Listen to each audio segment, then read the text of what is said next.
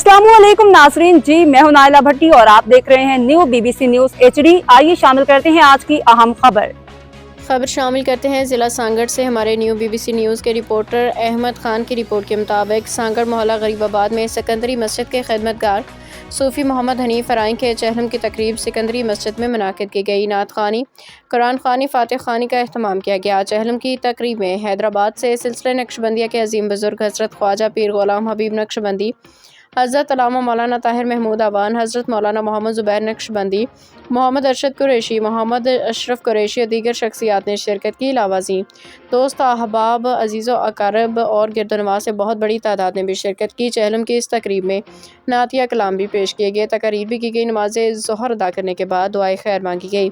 सूफ़ी मोहम्मद हनीफ फराइन के रुके साल सवाब के लिए लंगर भी तकसीम किया गया, जबकि मीडिया की कवरेज के लिए हाजी ईदो खान चेलानी, अपना खबर करनाली, गुलाम नबी शर, अब्दुस्तार बलोच, गुलाम कादिर भैयू, वारिस अली रेहान, सलीम रजा तरोली, इम्तियाज़ अली मंगरी, दीगर साफियों की बहुत बड़ी तादाद।